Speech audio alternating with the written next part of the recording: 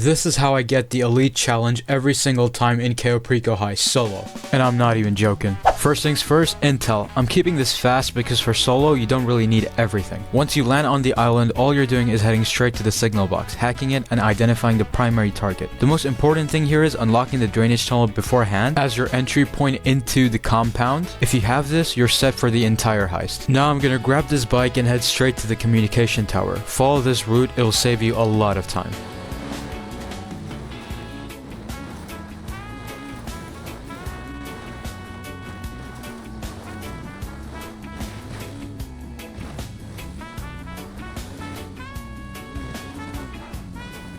Alright, so now we're gonna have to get over this area. It's like a security point. So this is the best way to reach the communications tower as soon as possible. But right now there's guards over here in front of us. And he's watching the ramp area that we're gonna try and fly over. So once he looks away, we're gonna go at full speed and get over to the other side. Alright, he looked away. Hopefully we don't get caught.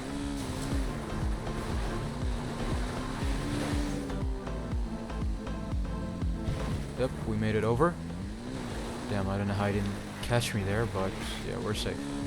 Now let's just head straight to the communication tower.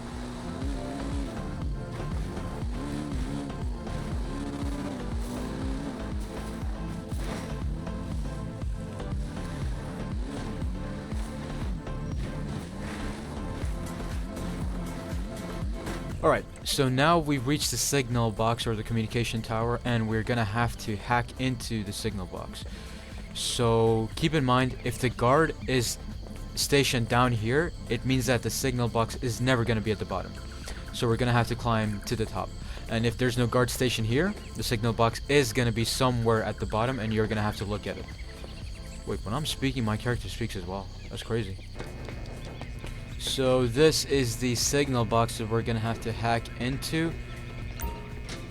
Now, in terms of hacking it, I never really understood how to do it, but what I try to do is just match the numbers that's shown on target and hope for the best. So yeah, let's just do it. Oh, no work. Let's try this.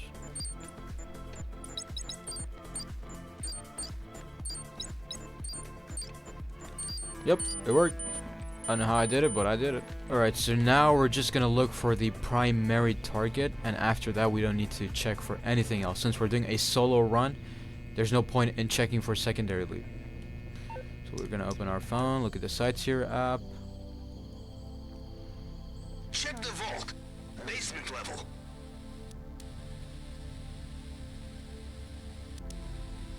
Alright, the basement, here's where our loot is gonna be.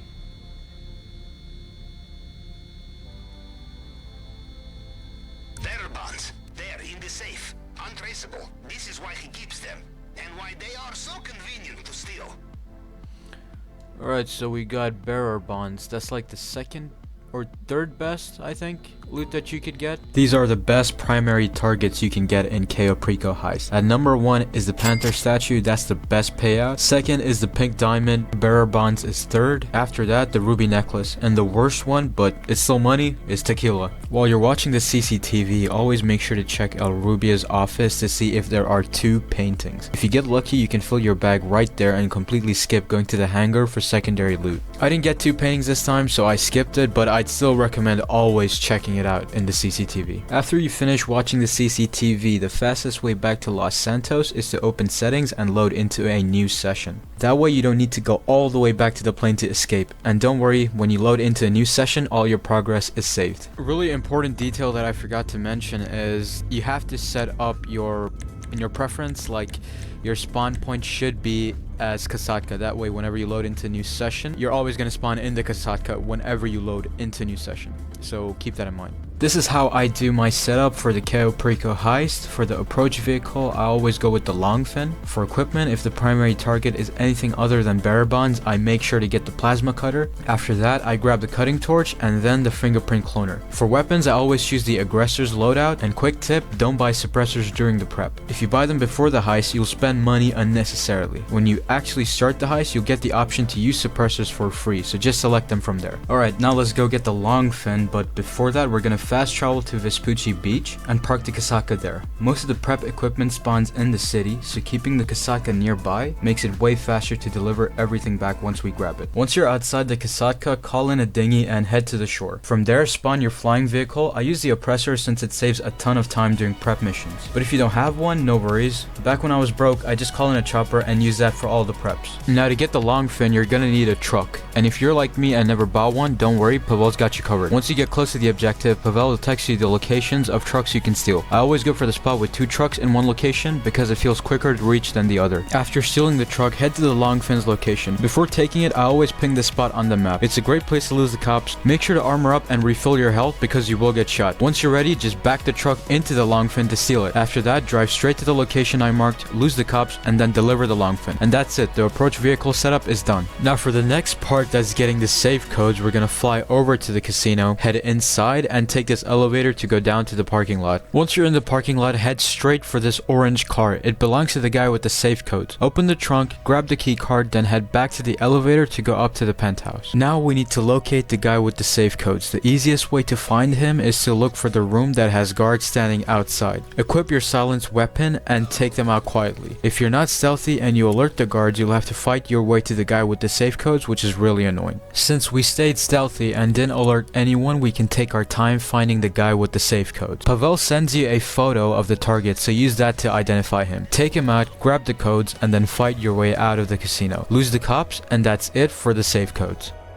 Now for the fingerprint cloner, you're gonna fly over to a warehouse and take out a few guards first. After that, hack this laptop and get the exact location of where the cloner is kept. Then you're gonna have to fly over to the new location that has the fingerprint cloner. Now before you enter the building, I recommend shooting the cameras so you don't alert anyone. Once you're inside the archive, head all the way to the end of the room. The cloner always spawns there on one of the tables. Grab the cloner, deliver it back to the Kasatka, and that's it for the fingerprint cloner. Now for the cutting torch, head straight to the construction site. And this part is very important. You need to put on the construction helmet. When you reach the construction site, look for the construction helmet, and when you're wearing it, the guards won't attack you unless you bump into them. If you don't wear it, you'll have to sneak around, and that wastes a ton of time. Once the helmet's on, check the toolboxes until you find the cutting torch. Grab it, head back to the Kasatka, deliver it, and that's it. The cutting torch is done. Now for the final prep, the weapons loadout. I'm gonna save you some time here. If you see the Meriwether at the bottom for objective, just load into a new session and restart the prep. Keep doing it until you get anything other than Meriwether. And this part is very important. Bring silenced weapons with you. We're getting in and out without alerting anyone, and that alone saves a ton of time. Like I mentioned earlier, use a flying vehicle for this. If you don't have one, just use a helicopter. That'll get the job done. Since we're using a flying vehicle, we're gonna take the rooftop entrance. As soon as you enter the building, equip your silenced weapon and fire a shot at the door to push it open. After that, take out the guard in front of you quietly, then move forward and eliminate the other 2 guards that are standing in front of you. After that, there's just one final guard to deal with. Since we took out the required guards, you're gonna need to open the gun locker, but you won't be able to do that until you complete the hacking first. Once the hack is done, open the gun locker, take the weapons, and exit the office using the rooftop exit.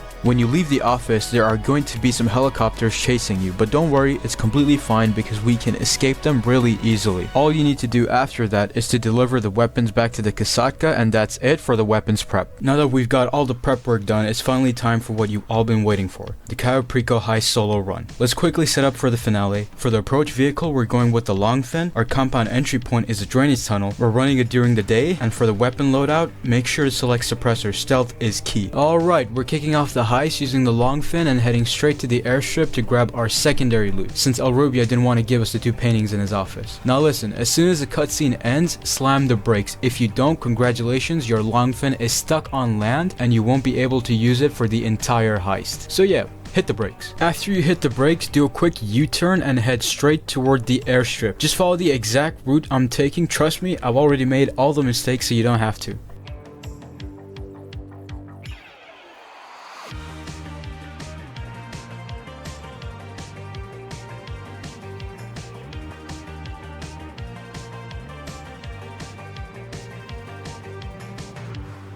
Once you follow the route, park your boat right here, take out the 2 guys in front of you quietly, all stealth, and watch out for the camera. and then take out the last guy ahead of you. It's really easy. After you've taken all those guys out, you can now head into the hangar and grab your secondary loot. Here's the secondary loot ranking from best to worst. Number 1, Coca-Cola. This is S tier. If you see it, grab it immediately. Number 2 is grass, still solid and still worth it. Number 3 is gold. If you see it, no complaints. Number 4 is art. It's alright, I mean, we'll take it. Number 5, which is last place, it's cash, but you know, money's still money. Now that our loot bag is absolutely stuffed and there's literally no space left, it's time to do what we came here for, and that's the primary target. Let's hop into this car, drive back to the long fin, and let's head straight to the compound. We're entering the only correct way, and that is through the drainage tunnel. No alarms, no drama, no bullshit. And I'm not even gonna use a rebreather when I'm underwater.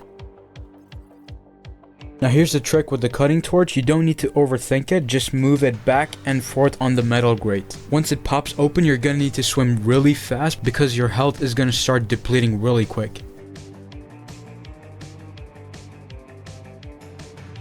Alright, now that we're inside the compound, just follow the exact route I take and take out the exact guards I take out. Trust the process. Out of all these guys, one of them is guaranteed to drop the gate key, and that's our golden ticket. That key lets us skip the slow stuff and speedrun the elite challenge.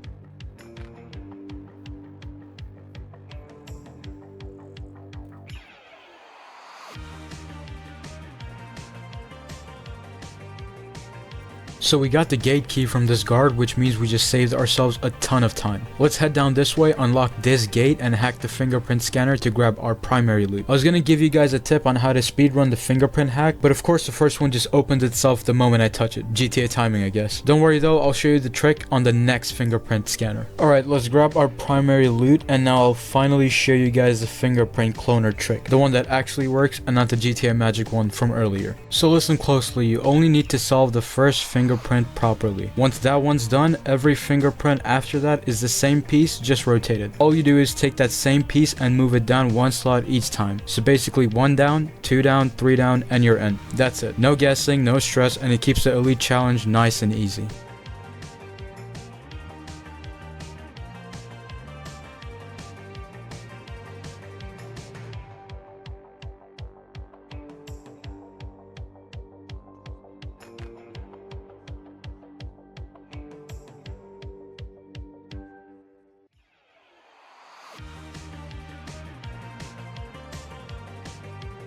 Alright, now we're heading up to Rubia's office to grab some bonus cash from his safe, because free money is free money. After that, we'll come back down to the vault, exit through the other gate, and make our way towards the compound exit. In and out, nice and clean.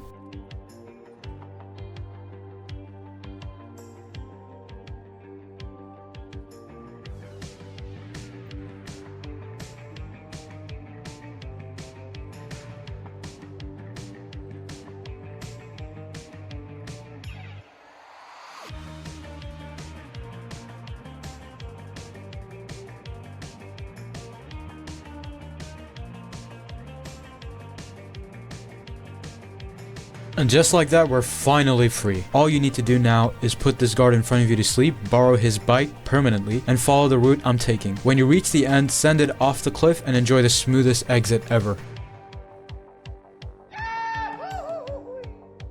Once you're underwater, don't panic, just look for the huge bones and swim straight towards them. Or even easier, swim towards the 3 mine balls right before the bones. Do that and boom, the game automatically ends the Cayo Perico heist. Smooth exit, elite challenge secured. So yeah, that's it for the Cayo Perico solo elite run. Let me know what you guys think. I hope this was actually helpful. No need to thank me, just like, comment, and subscribe. I'll catch you on the next one. Goodbye for now.